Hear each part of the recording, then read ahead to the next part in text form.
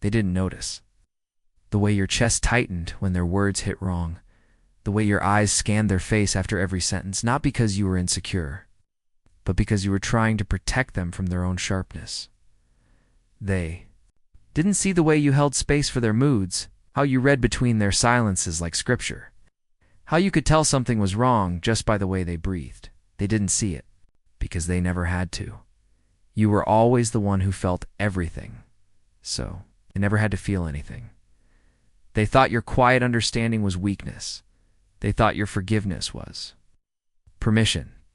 They mistook your softness for simplicity. They never once stopped to ask what it was costing you to carry the emotional weight for two people, because the truth, they didn't love you. They loved the way you loved them. They loved the way you checked in even when they never replied. The way you apologized even when it wasn't your fault.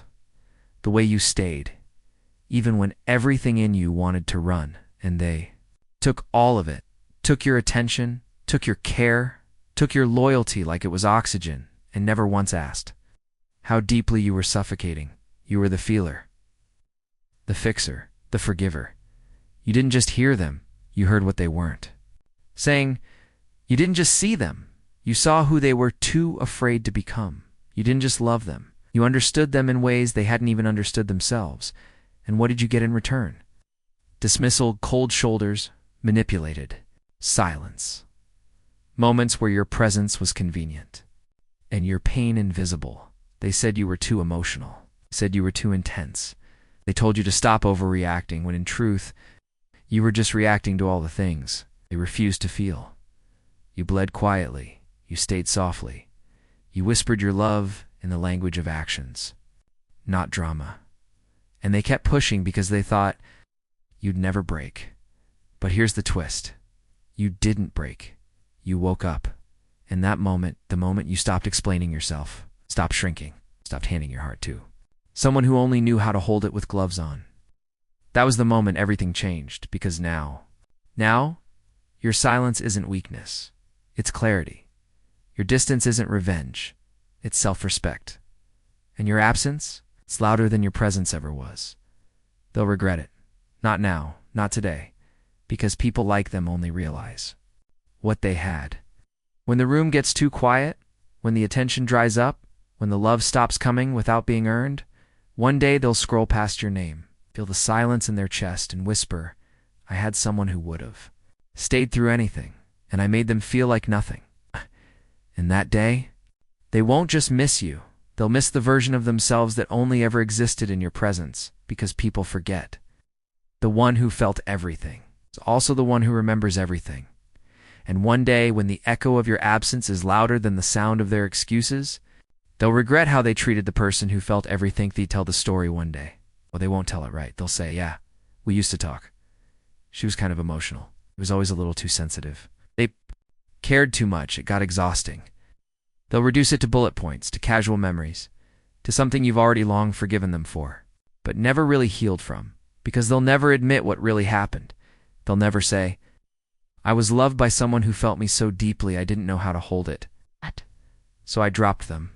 They'll never say that you were the one who stayed up replaying every conversation, not because you wanted to obsess, but because you actually cared about how your words landed.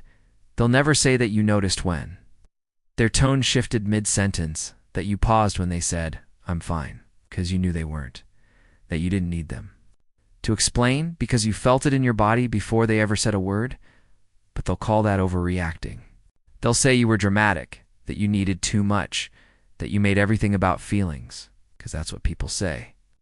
When they're emotionally bankrupt in the presence of someone who lives in emotional wealth, you felt everything for both of you, and they just learned to let you do the heavy lifting. They gave you crumbs. You built a feast with them. They gave you silence. You turned it into understanding. They gave you distance. You met them at the bridge, again and again and again, and what did they do? They stood still, arms crossed, chest hollow, soul asleep. Because when you're someone who feels everything, you don't just love people, you carry them. You memorize the stories they forgot they told you. You remember their little quirks, their Invisible stress signals, they're silent cries for help. You read them like a language, one they didn't even know they were speaking. But when you feel that deeply, you become too easy to take for granted because they get used to you being the one who reaches out, the one who forgives first, the one who explains yourself, not once, not twice. But until they finally hear you, they get used to your heart showing up even when theirs doesn't. And here's the clickbait truth nobody wants to face. They didn't love you. They loved what you made them feel. They loved how you read their mind, how you made space, how you listened without ego, how you touched their soul while they barely touched your hand. You were a sanctuary. They treated you like background noise. But you kept giving, because that's what feelers do. You believed that maybe if you loved them hard enough, they'd finally feel safe enough to love you back. And every time they'd pulled away, you told yourself, they're scared. They don't know how to receive this. They've never had someone like me. And maybe all of that was true.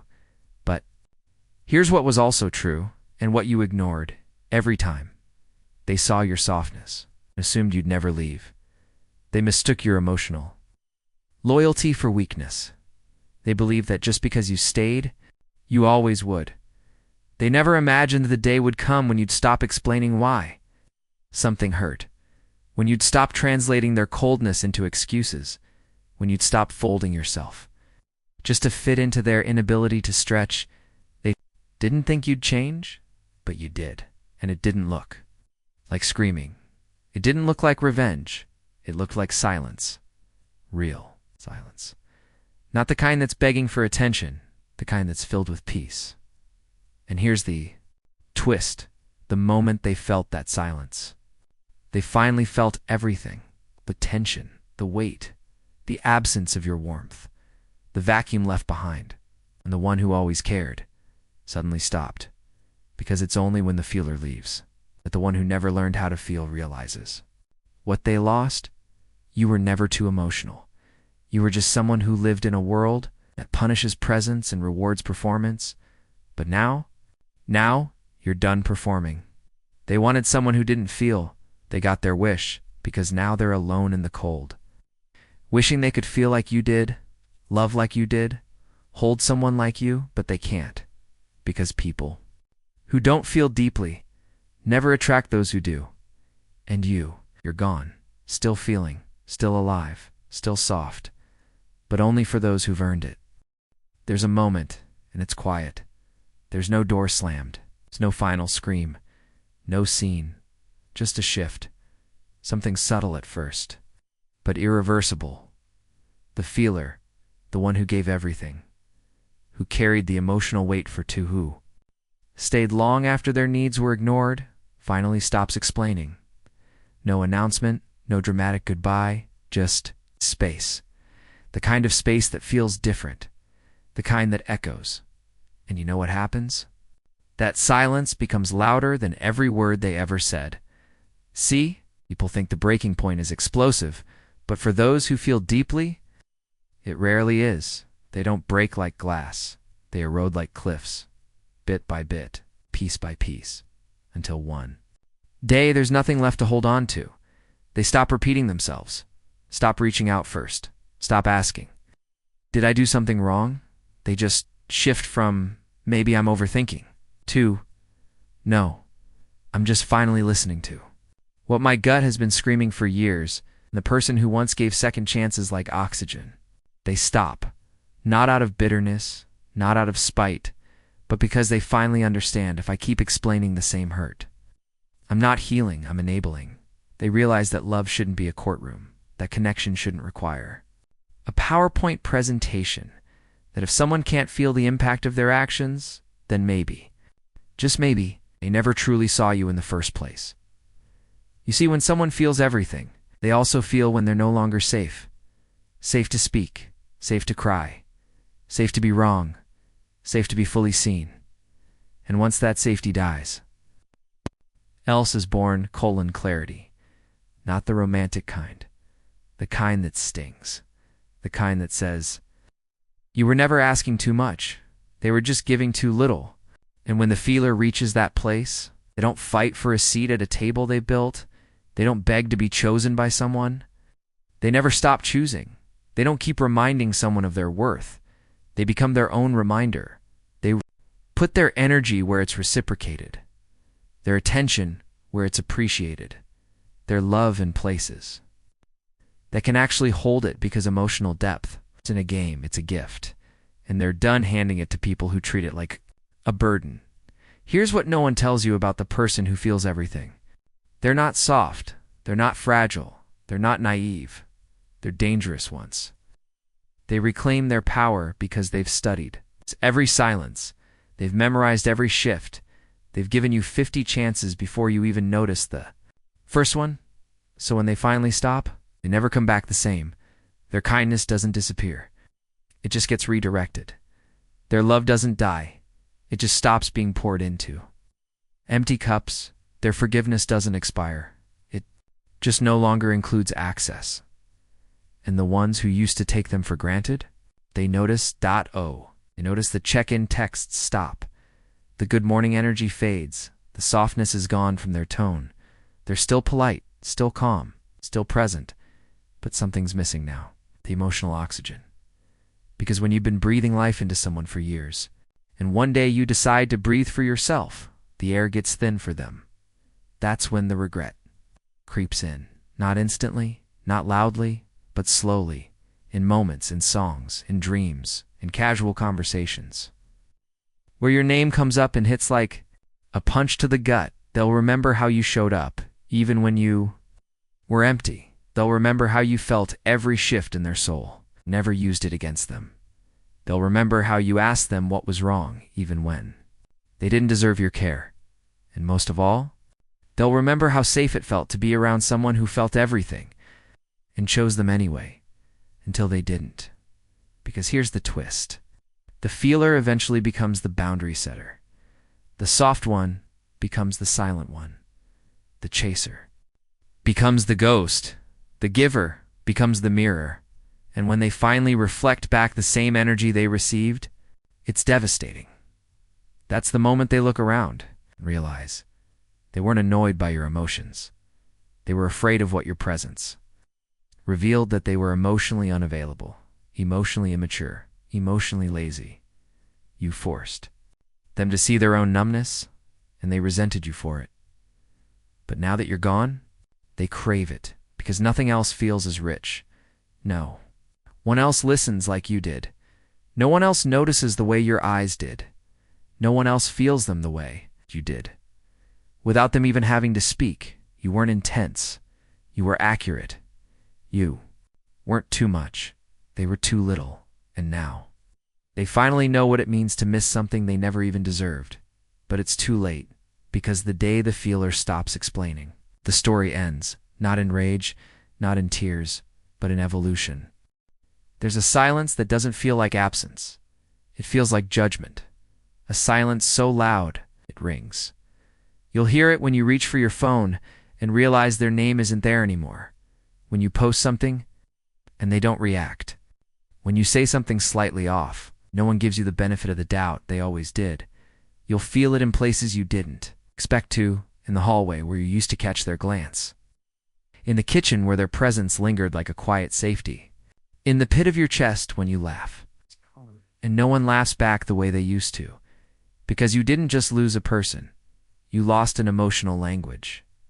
You'll never hear again, and it's not their fault. It's not even karma. It's a natural consequence of treating someone who felt everything like they were nothing.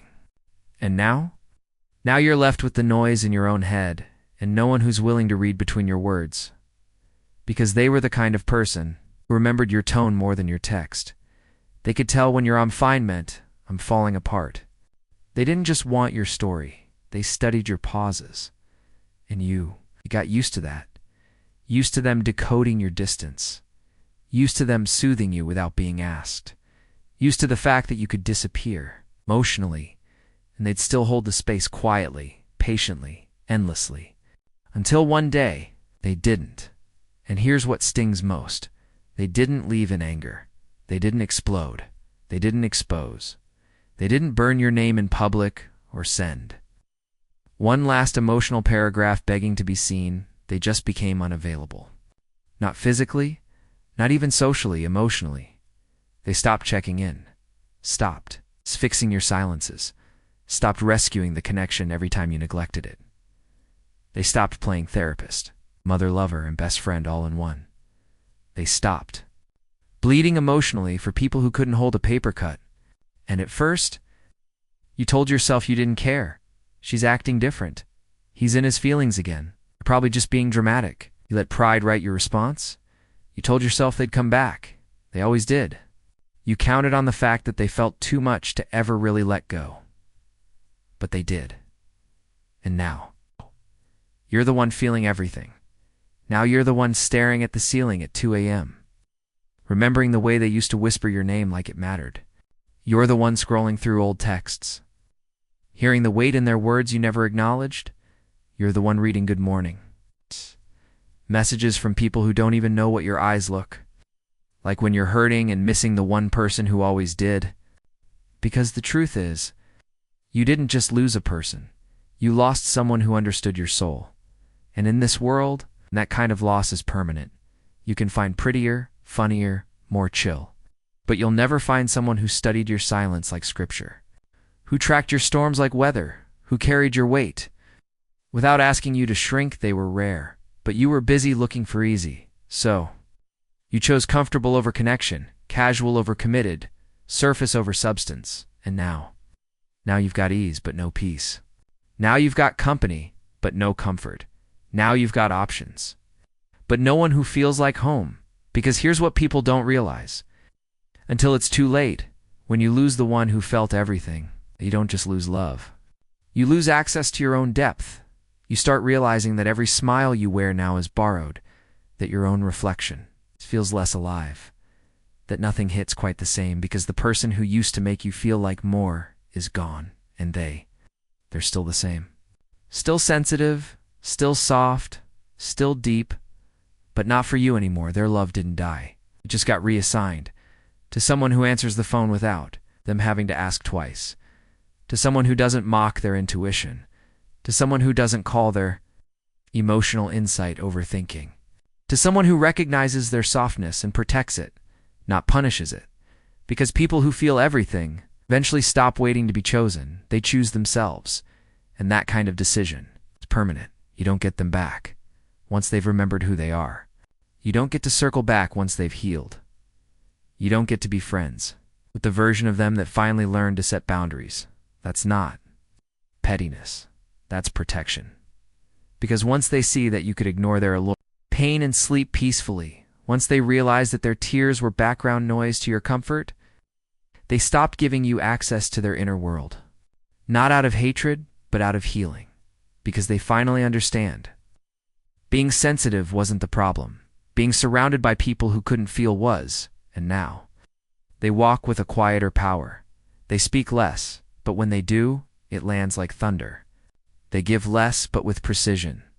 They show up, but only where they're safe. And the version of you that once felt emotionally rich in their presence now feels bankrupt without them, because deep down you know, you didn't just lose someone who loved you. You lost the only person who knew how. So if you're watching this wondering how someone could love you so deeply and leave so silently, it's simple. They were the feeler. The one who saw everything, heard everything, carried everything. But they also learned finally that the person who always carries the weight eventually stops walking. And when they do, they don't scream. They don't burn bridges. They just let you sit with the silence they used to fill. So when the room gets too quiet, when the text goes unanswered, when your heart finally feels what theirs did all along, remember this. They didn't walk away because they stopped loving you. They walked away because they finally started loving themselves. And one day, you'll regret how you treated the person who felt everything. Because they weren't weak. They were just first.